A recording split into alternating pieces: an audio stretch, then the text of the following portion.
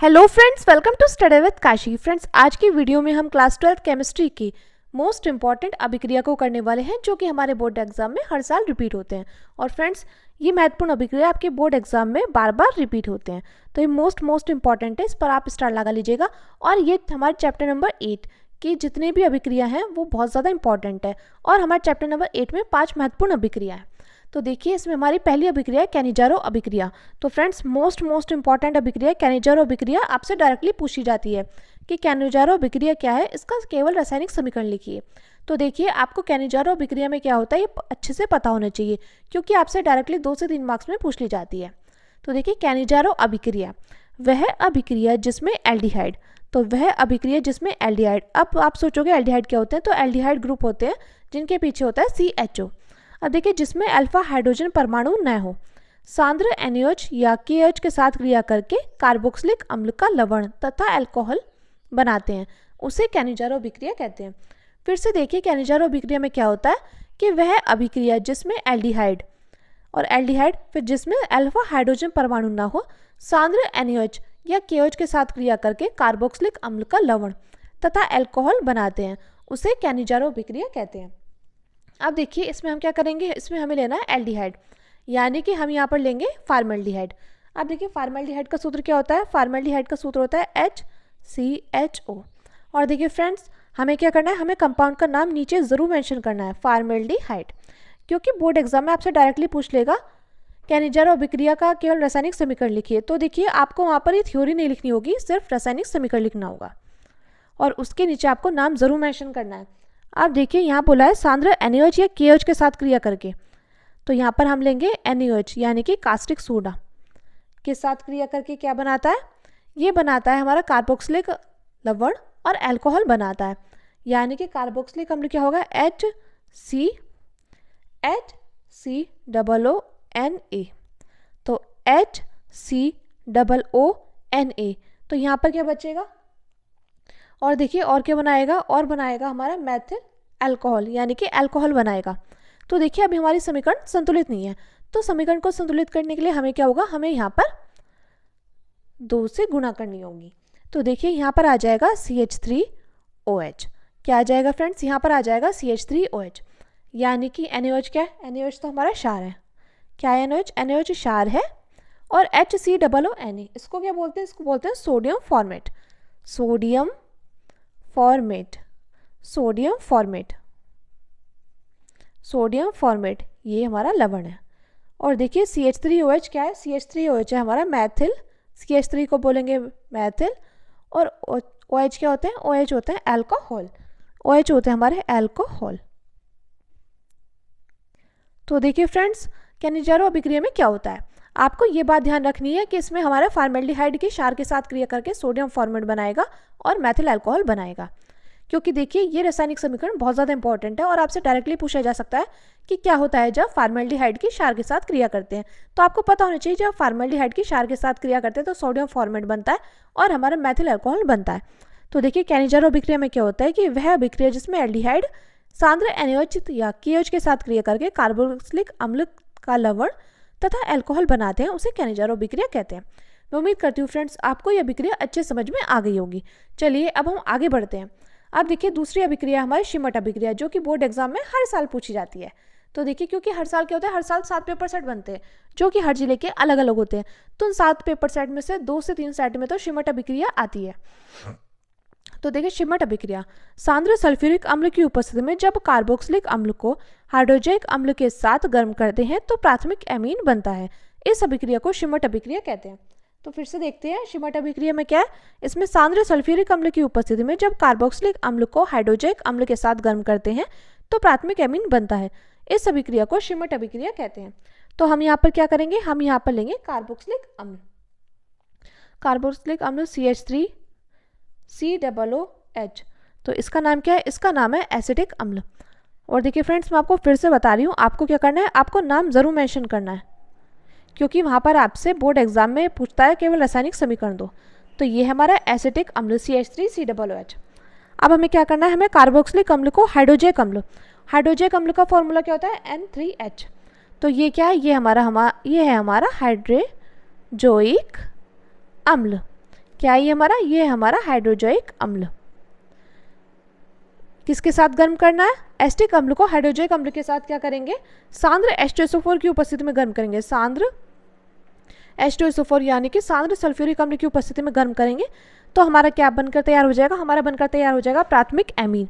क्या बनकर तैयार हो जाएगा फ्रेंड्स, प्राथमिक एमीन यानी कि CH3NH2, CH3NH2। और हमारा क्या बनकर तैयार हो जाएगा, CH3NH2 यानी कि नाइट्रोजन कितने बच रहे हैं, यहाँ पर नाइट्रोजन हमारे 2 बच रहे हैं और कार्बन कितने बच रहे हैं, कार्बन 1 और ऑक्सीजन 2 यानी कि CO2। तो देखिए CH3NH2 क्या है, ये हमारा प्राथमिक एमीन। प्राथमिक एमीन इसलिए क्योंकि एक कार्बन है, तो ये क्या, इसको क्या बोल सकते हैं, इसको बोल सकते हैं मैथेमीन, मैथेएमीन। तो देखिए ये हमारा प्राथमिक एमीन है CH3NH2 और इसमें एक कार्बन है इसलिए मैथ। तो ये क्या है, ये है प्राथमिक एमीन। मैं उम्मीद करती हूँ फ्रेंड्स आपको शिमट अभिक्रिया अच्छे समझ में आ गई होगी। देखिए शिमट अभिक्रिया में क्या आता है, शिमट अभिक्रिया में सांद्र सल्फ्यूरिक अम्ल की उपस्थिति में कार्बोक्सिलिक अम्ल को हाइड्रोजोइक अम्ल के साथ गर्म करते हैं। किसके साथ गर्म करेंगे, कार्बोक्सिलिक अम्ल को हाइड्रोजोइक अम्ल के साथ गर्म करते हैं तो प्राथमिक एमीन बनता है। इस अभिक्रिया को शिमट अभिक्रिया कहते हैं। अब देखिए फ्रेंड्स अगली अभिक्रिया है एस्टरीकरण, जो कि फ्रेंड्स बहुत ज़्यादा इंपॉर्टेंट है। 2025 में 2 से 3 पेपर सेट में आपको एस्टरीकरण विधि देखने को मिली थी, यानी कि एस्टरीकरण अभिक्रिया पूछी गई थी। तो देखिए सांद्र सल्फ्यूरिक अम्ल या शुष्क HCl की उपस्थिति में जब कार्बोक्सिलिक अम्ल को अल्कोहल के साथ गर्म करते हैं तो एस्टर प्राप्त होता है। इस अभिक्रिया को एस्टरीकरण कहते हैं। तो देखिए फ्रेंड्स आपको यह अभिक्रिया तभी याद होगी जब आपको एस्टरीकरण यानी कि एस्टर का सूत्र प्राप्त होगा, यानी कि आपको एस्टर का सूत्र पता हो। तो देखिए सबसे पहले हम एस्टर का सूत्र जान लेते हैं। एस्टर, तो इसका सूत्र होता है CH3COOC2H5। तो एस्टर का सूत्र क्या होता है, CH3COOC2H5। ये हमारा एस्टर का सूत्र होता है। अब देखिए यहाँ पर बोला गया है सांद्र सल्फ्यूरिक अम्ल या शुष्क HCl की उपस्थिति में जब कार्बोक्सिलिक अम्ल, क्या कार्बोक्सिलिक अम्ल यानी कि कार्बोक्सिलिक अम्ल क्या हो जाएगा, CH3COOH। ये क्या है हमारा, ये हमारा कार्बोक्सिलिक अम्ल, ये हमारा कार्बोक्सिलिक अम्ल है, कार्बोक्सिलिक अम्ल CH3COOH। इसकी क्रिया किसके साथ कराएंगे हम, इसकी क्रिया कराएंगे अल्कोहल के साथ। अल्कोहल यहाँ पे हम अल्कोहल कौन सा लेंगे, हम यहाँ पर मैथिल अल्कोहल नहीं लेके हम यहाँ पर एथिल अल्कोहल लेंगे, क्योंकि हमारा जो एस्टर का सूत्र है वो है C2H5, ठीक है, उसमें C2H5 आ रहा है यानी कि एथिल अल्कोहल आ रहा है। तो देखिए ये क्या है, ये हमारा एथिल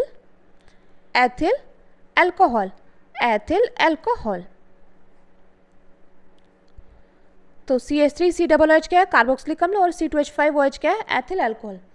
किसकी उपस्थिति में गर्म करना है हमें गर्म करना है सांद्र H2SO4 या HCl की उपस्थिति में हमें गर्म करना है। तो हमारा क्या प्राप्त होगा, हमारा यहाँ पर प्राप्त होगा एस्टरीकरण, यानी कि CH3COOC2H5, CH3COOC2H5। ये इसको बोलेंगे हम एथिल एसीटेट, एथिल एसीटेट, जिसको हम एस्टर भी बोलते हैं। इसका दूसरा नाम क्या है, इसका दूसरा नाम है हमारा एस्टर। क्या है इसका दूसरा नाम, एस्टर। और देखिए और क्या प्राप्त होगा, जब हमने यहाँ पर CH3COOC2H5 ले लिया तो यहाँ पर एक H बचा, एक O बचा, और यहाँ पर सिर्फ एक H बचा। तो यानी कि यहाँ पर हाइड्रोजन कितने, 2 और ऑक्सीजन 1, तो ये मिलकर जल बनाएंगे। तो देखिए एस्टरीकरण में क्या हुआ था, एस्टरीकरण अभिक्रिया में हमारा सांद्र सल्फ्यूरिक अम्ल या शुष्क HCl की उपस्थिति में जब कार्बोक्सिलिक अम्ल को अल्कोहल के साथ गर्म करते हैं तो एस्टर प्राप्त होता है। इस अभिक्रिया को हम एस्टरीकरण कहते हैं। और हमारा एस्टर का सूत्र क्या होता है, CH3COOC2H5। एस्टर का सूत्र क्या होता है, एस्टर का सूत्र होता है CH3COOC2H5। तो हमने यहाँ पर कार्बोक्सिलिक अम्ल की एथिल अल्कोहल के साथ क्रिया करी, सांद्र H2SO4 या HCl की उपस्थिति में हमने इसको गर्म किया तो हमारा बनकर तैयार हुआ एथिल एसीटेट, जिसको हम एस्टर बोलते हैं। तो इसका सूत्र होता है CH3COOC2H5 और हमारा जल बनकर तैयार हुआ। अब देखिए फ्रेंड्स हमारी अगली मोस्ट इंपॉर्टेंट अभिक्रिया है एल्डोल संघनन। तो देखिए फ्रेंड्स ये बहुत ज़्यादा इंपॉर्टेंट है, इस पर भी आप स्टार लगा लीजिएगा। तो देखिए एल्डोल संघनन क्या है, तो ऐसे एल्डिहाइड तथा कीटोन जिसमें अल्फा हाइड्रोजन परमाणु उपस्थित हो तनु अम्ल या तनु क्षार की उपस्थिति में संघनित होकर एल्डोल बनाते हैं। क्या बनाते हैं, एल्डोल बनाते हैं, उसे एल्डोल संघनन कहते हैं। फिर से देखते हैं, ऐसे एल्डिहाइड तथा कीटोन, एल्डिहाइड ले लो या कीटोन ले लो, जिसमें अल्फा हाइड्रोजन परमाणु उपस्थित हो, क्या उपस्थित हो, अल्फा हाइड्रोजन परमाणु उपस्थित हो, तनु अम्ल या तनु क्षार की उपस्थिति में संघनित होकर एल्डोल बनाते हैं, इसे ही हम एल्डोल अभिक्रिया या एल्डोल संघनन कहते हैं। तो देखिए हम यहाँ पर क्या करेंगे, हम यहाँ पर एल्डिहाइड के 2 अणु लेंगे। क्या लेंगे, हम यहाँ पर एल्डिहाइड के क्या लेंगे, 2 अणु लेंगे, CH3CHO प्लस CH3CHO। इसका हम क्या कराएंगे, इसका हम तनु अम्ल या क्षार की उपस्थिति में क्या कराएंगे, संघनन करा देंगे। तनु अम्ल या क्षार की उपस्थिति में क्या कराएंगे, यहाँ पर हम संघनन करा देंगे। क्या करा देंगे, यहाँ पर हम संघनन करा देंगे। तो हमारा क्या बनकर आ जाएगा, हमारा यहाँ बनकर आ जाएगा एल्डोल, यानी कि CH3CH। अब देखिए ये O के साथ आ जाएगा OH। अब यहाँ पर क्या बचता है, यहाँ पर एक H ले लिया हमने O के साथ। अब CH2 बचता है, CH2 और CHO, यानी कि ये क्या बनकर तैयार हुआ फ्रेंड्स, ये बनकर तैयार हुआ हमारा एल्डोल। क्या बनकर तैयार हुआ, एल्डोल। तो देखिए एल्डोल संघनन में क्या होता है, इसमें एल्डिहाइड तथा कीटोन जिसमें अल्फा हाइड्रोजन परमाणु उपस्थित हो तनु अम्ल या तनु क्षार की उपस्थिति में संघनित होकर एल्डोल बनाते हैं, उसे एल्डोल संघनन कहते हैं। तो हम यहाँ पर क्या करेंगे, यहाँ पर हम एल्डिहाइड के 2 अणु लेंगे, उसको हम तनु अम्ल या क्षार की उपस्थिति में संघनन कराएंगे इसका। तो हमारा क्या प्राप्त हो जाएगा, हमारा प्राप्त हो जाएगा एल्डोल।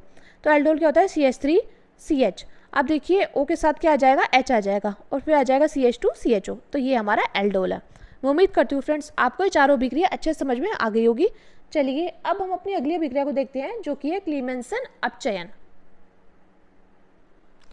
तो देख लिए मोस्ट इंपॉर्टेंट अभिक्रिया है क्लीमेंसन अपचयन, क्योंकि देखिए डायरेक्टली आपसे 2 से 3 मार्क्स में पूछी जाती है। क्लीमेंसन अपचयन से आप क्या समझते हैं, इस पर टिप्पणी लिखिए। तो देखिए क्लीमेंसन अपचयन क्या होता है, सबसे पहले हम जान लेते हैं अपचयन का मतलब। अपचयन का मतलब क्या होता है, नोट डालकर लिख लीजिएगा। अपचयन का मतलब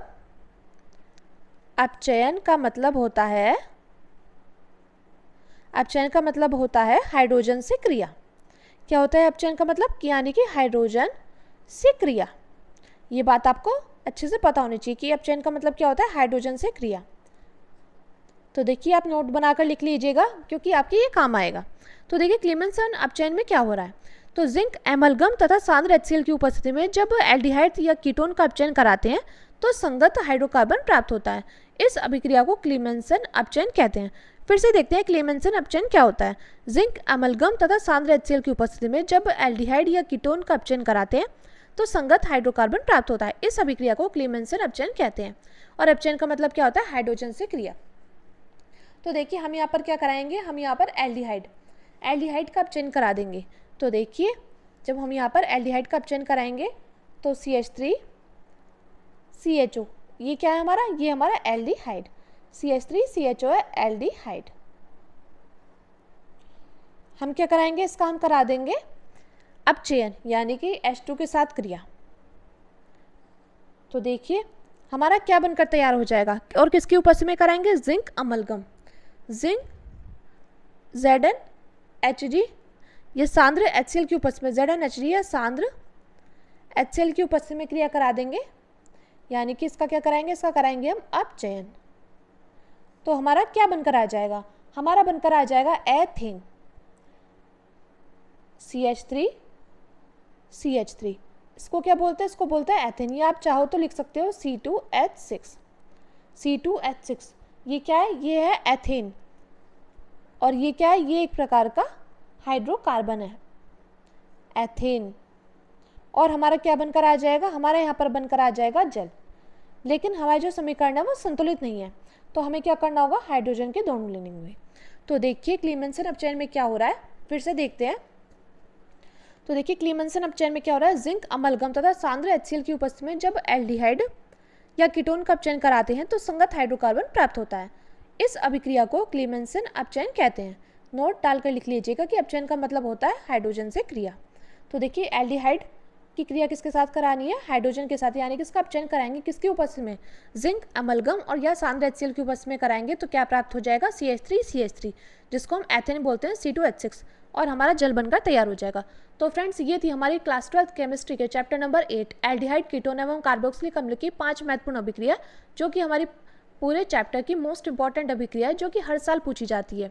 और फ्रेंड्स ये डायरेक्टली 2 से 3 मार्क्स की पूछ ली जाती है एक ही अभिक्रिया। तो आपको क्या करना है, आपको जैसे मैथ के क्वेश्चन आप सॉल्व करते हो ना, लिख लिख कर सॉल्व करते हो, इसी प्रकार आपको ये अभिक्रिया है लिख लिख कर याद करनी है, क्योंकि लिख लिख कर याद करने से हमारे कॉन्सेप्ट एकदम क्लियर हो जाते हैं और हमें फिर इसमें परेशानी नहीं होती है। तो चलिए फ्रेंड्स, मिलते हैं नेक्स्ट वीडियो में। Thank you, thanks for watching.